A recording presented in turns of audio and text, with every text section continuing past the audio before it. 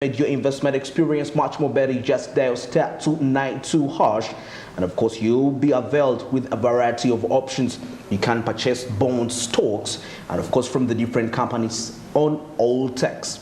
Of course the bonds will be the government issued bonds, and the securities and the stocks will be the stocks from Altech Securities, sorry.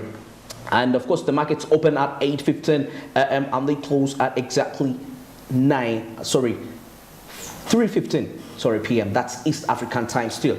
And of course, do something new for yourself, invest, and you can invest at whatever part of the country you will be at.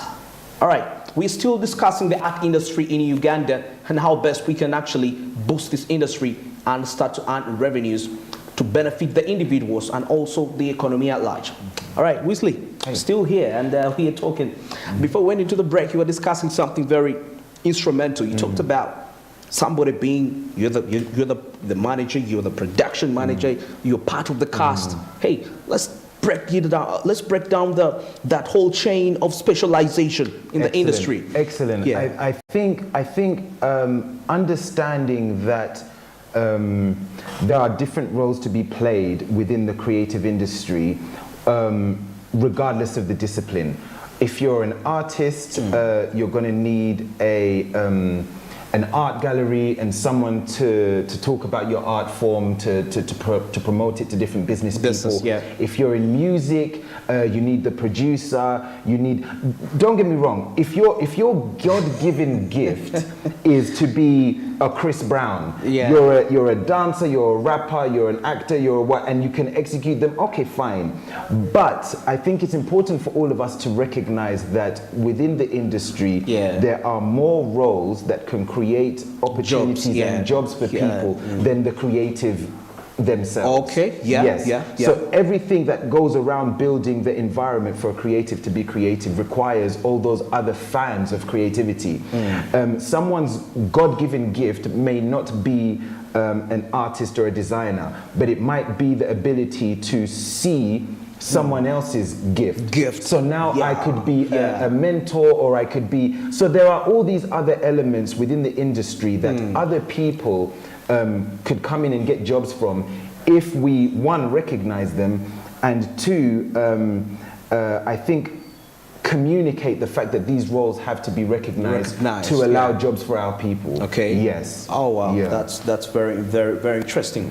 And maybe another thing I want to talk about, because let's talk about inspiration. Yes. You know, art is about being inspired. You just don't wake up one day and you just throw up. Because I've realized that majority of people, like artists, they told them, hey, what were you up to as you're writing this album? And of course, it's going to tell you about an experience, which is like an inspiration. Indeed. That's what I'm going to call it that. So let's talk about inspiration. And on the aspect of inspiration, I looked at culture.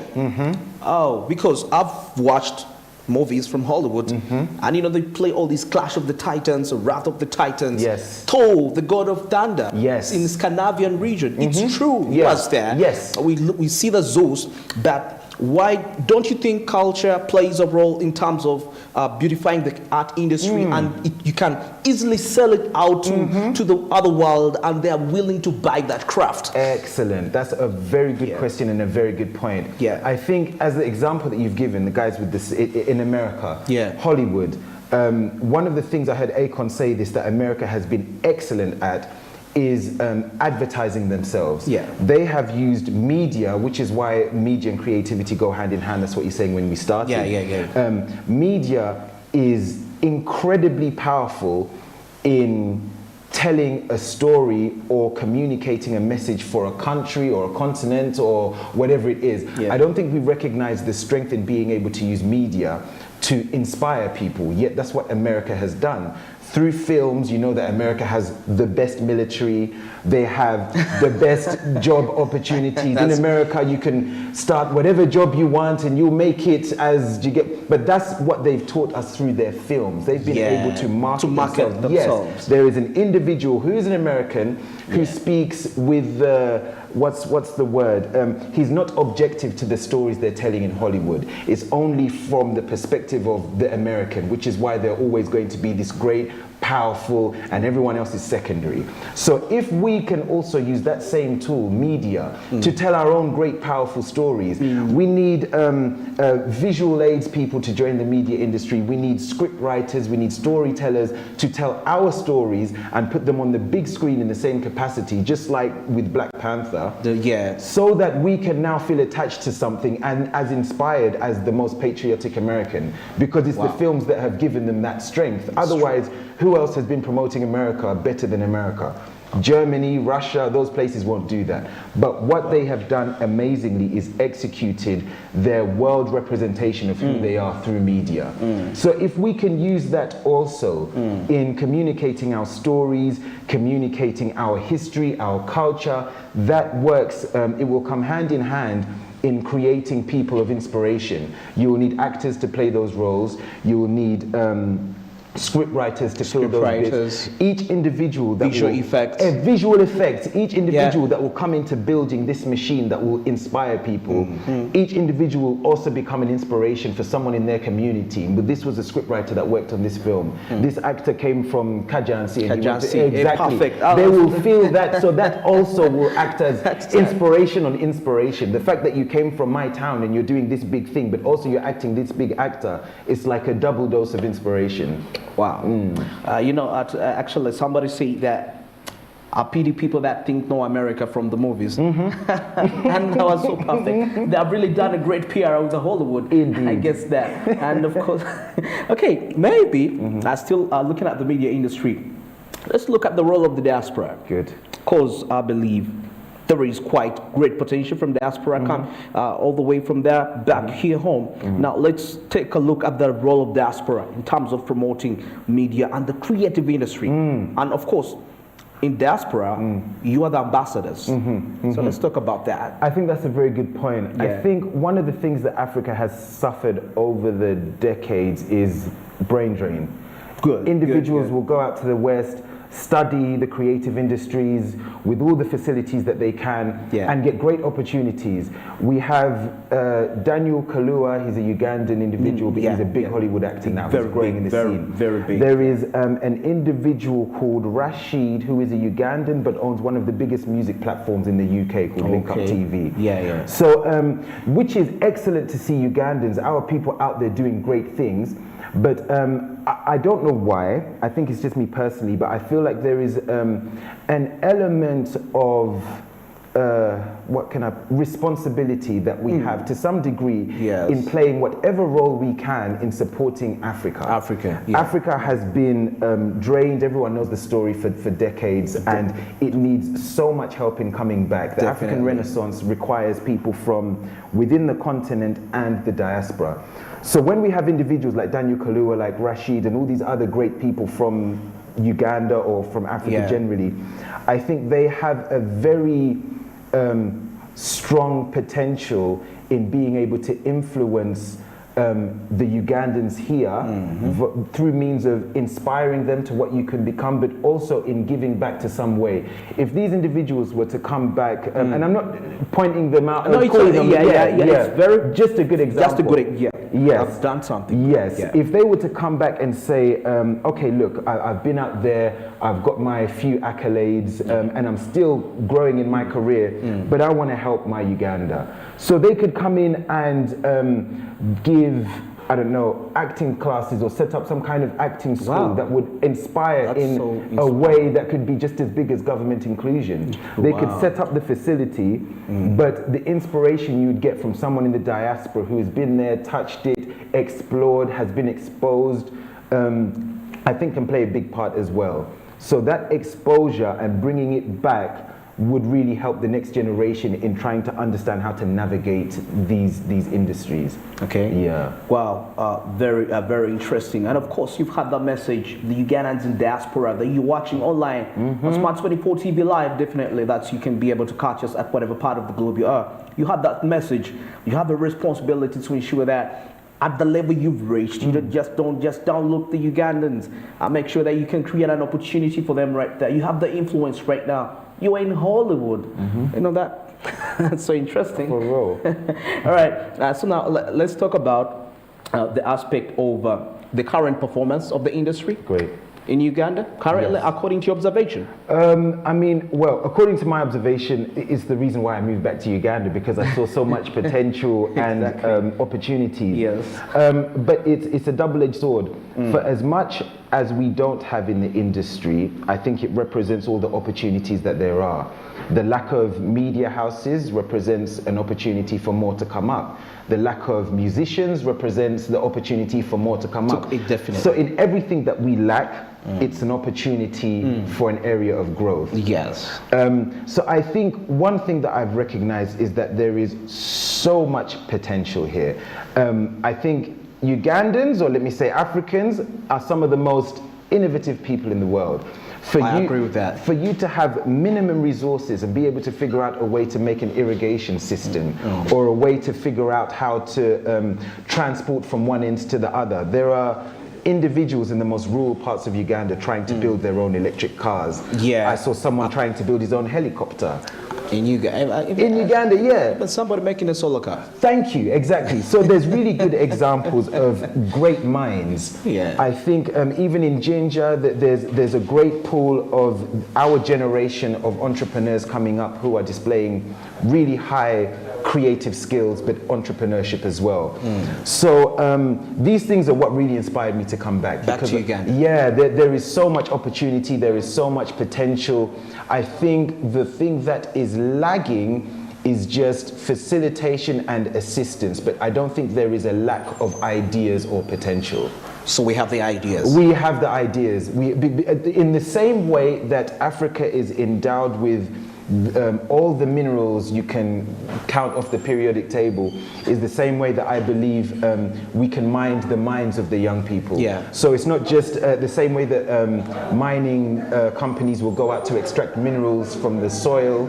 I think it's on creative businesses to extract ideas from the minds of individuals. Okay. Yeah. Oh wow, that's very interesting. And now talking about still the media, we want to talk about that aspect of corruption. Yes. You know, corruption related to with media damaging certain business brands. But now let's take it back to the creative industry. I may not talk about here businesses, but like formally, like corporate. Now we're talking about now the art industry, could be the movie industry, and we are talking about corruption related. Like I told you, like somebody has this mentality that when I take my craft out there to a certain media station, definitely it has to be played, but find that there is what we call payola. You pay money to play a song. But after, since the industry is still growing in Uganda, we should support. Yes. What do you think about that? I think that's a good point. I think the only roadmap that we have, let's say for example the music industry, that we have in how to navigate and how it operates is the West, because they've been doing it for as long as they have. They fine-tuned it. Yeah. So as far as they're concerned, that has been an ongoing part of the ecosystem of the music industry. To get on radio, sometimes you might have to pay a little bit. If the radio really likes you, you won't even have to play at all. He just wants to be known to be the first person to play your thing. I think it just has to be maybe regulated a bit better, so that if you know you have to pay, you know you have to pay. It's not something like this. Yes. That's on the side. Yes, and from what I've heard, without delving into it too deeply because it's a bit sensitive, there are other forms of payment that certain individuals try to request from artists to be able to play their music. That is inappropriate. So there are also the legalities of trying to watch over how people push their creative form and make sure that they don't get manipulated or forced into doing things that are not proper for the corporate world or even just humanity generally. Exactly. You shouldn't have to do something that is inhumane just to get your art form seen. There should be regulatory structures in place so that someone doesn't feel anxiety or trapped or like they have to sell themselves just to live their God-given talent. This is something that has been gifted to you, and it is your duty to share it with the world. But because there is an individual blocking your exposure, and they're requiring you to do this, this, and this, or pay this, this, and this, outside of regulatory factors, that hinders the growth of the industry, but really I think is damaging to the creative themselves as well. All right. Yeah. And actually in the vote world, I don't know how this tree is. I know you can affirm it about that. It's the radio that are supposed to pay the artists to play their craft, but it's the opposite. Yes, it's the opposite. I think. I see. Now this is the thing. If you're a musician who's just put out a new music, you want it to be heard. There is some kind of incentivization that you'd want to give the radio player if he's not, because they're gatekeepers. These radio stations and individuals are gatekeepers. So you have to woo them if their character is not absolutely balanced, if they're not objective, like, yeah, this is good music, I'll play it on my station, it makes sense. It's more like, entertain me before you want me to play it for you. I'm the boss, you have to do what I say before I play it for you. Yes. However, the radio stations, once they've started spinning a record label or a record or an individual's music, if the correct intellectual property agencies are in place to gather payments for the music, the radio station should then be paying the artist. Should pay the artist. Yes. If I've been playing your record for like 2 weeks, however X amount of times, every time that record is played, if the musician is signed up to a monetization agency. So there's an agency called PRS that collects all the major monies from all major record, Spotify things, and will pay it out to the artist. So if the musician is connected to one of those agencies, whenever the song is played, the radio will pay you for each time it's played. Wow. However, in wanting to get your new music out, there might be that first initial negotiation just to get it on the air, because they know once the fans hear this, they're going to want it played again and again, then I will get paid. Okay. Oh, well, that's very, very interesting. Maybe before we wind up, let's talk about the employment potential of this industry. Then we shall wind it up with the future. Okay. Let's take a look at the employment potential of the industry if it's given the attention. Because in your conversation earlier, you talked about how the government has not really given it attention. And so let's talk about its employment potential. Yes. Maybe it would influence that. Yes, I think so. Yeah. So with the employment potential, I think of the last 2 years or the last year or so, the biggest organization or the biggest change or development in the employability of creatives, I think, has been tackled by a creative industry or house called Motif. Yes, they have this whole industrial, this section of the industrial area that they've transferred into workspaces for creatives. They also have workshops for creatives. And they have a selling space for creatives. It's such a small scale, but what they're doing is excellent because they've taken matters into their own hands and they're trying to create working facilities, equipment and selling opportunities for the creative, which is excellent. It's like a threefold in one operation. Yes. So I think that's brilliant. Yes, it's excellent, which shows the employability, but also the potential behind the creative industries. It's there if it gets given the right structure. On the end of governance or how the government has been involved, I'm still understanding that journey and still witnessing how they get involved in the creative industries.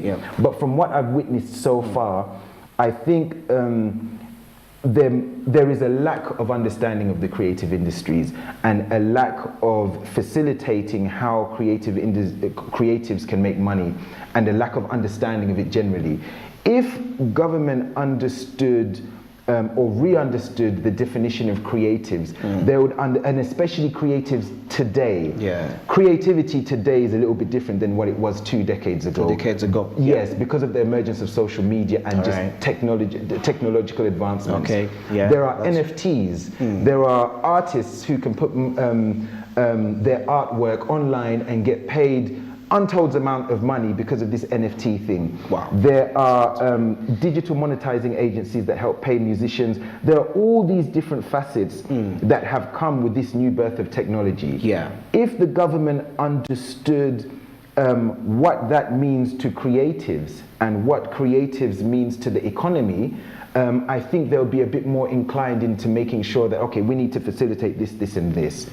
For example, Nigeria or West Africa has a really good music industry. Yeah. They've excellent music industry. Yeah. So one of the things on the business end that they've been able to identify is that the music industry is indeed an investable business.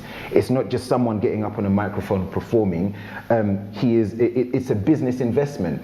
I can invest money into this individual, and what you could recoup over a year plus is insane, because intellectual property, that money continues to come over years. Michael Jackson's family is still getting paid for his music. True that. Exactly. I agree that. So there are some businesses from an economic standpoint that will get you paid the one time for your product and you have that exchange. But with the creative industries, there's a way that that product can continue making money over time, which is excellent for growing economies if they understand it.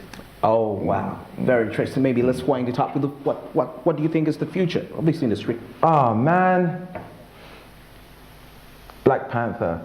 I don't know why that film gave a really inspiring and exciting hopefulness into the future of what Africa can be.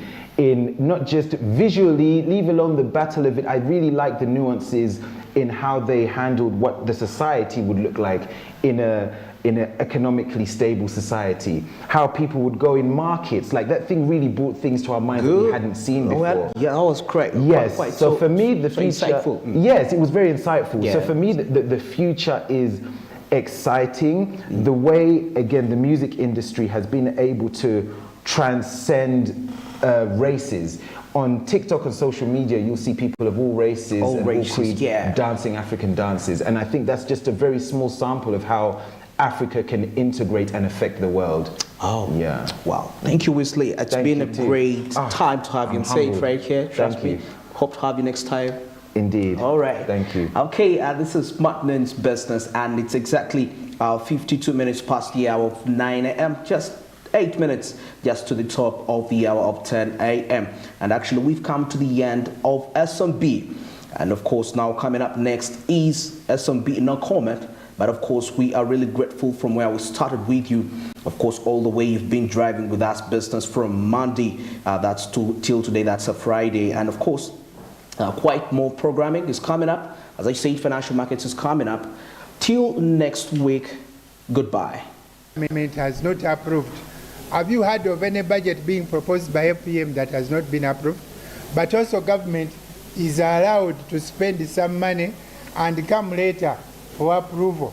But it is also possible for the Speaker to call us when government is ready with the budget and we approve a supplementary. So I don't think that issue will arise. Expecting a response within the next few days.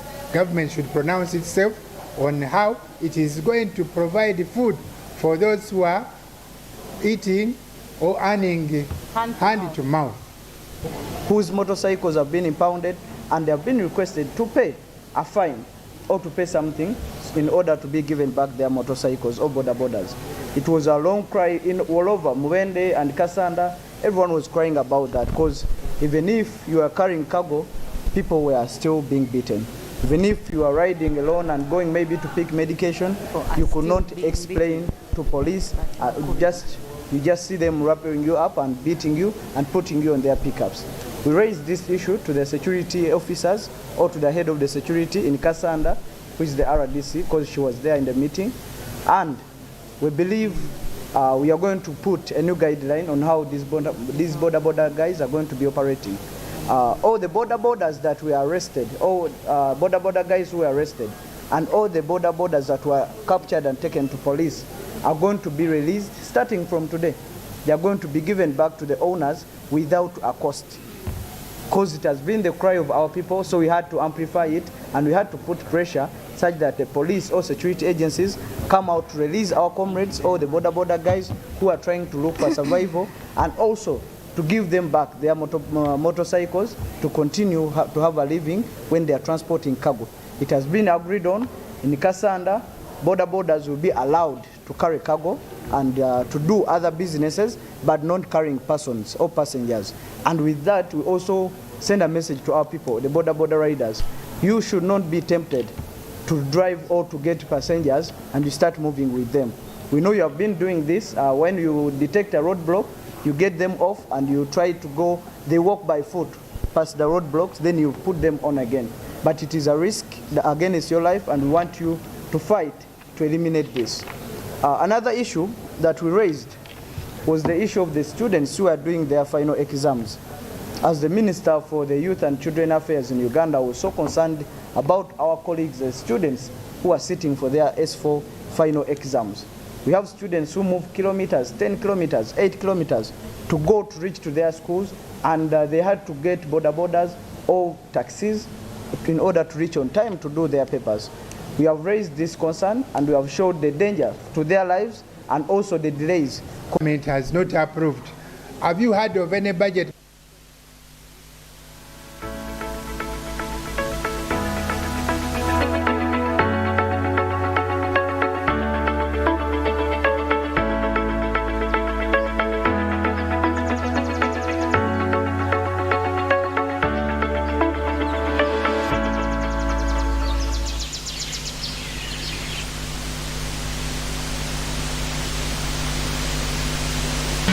Up next on Smart 24 TV.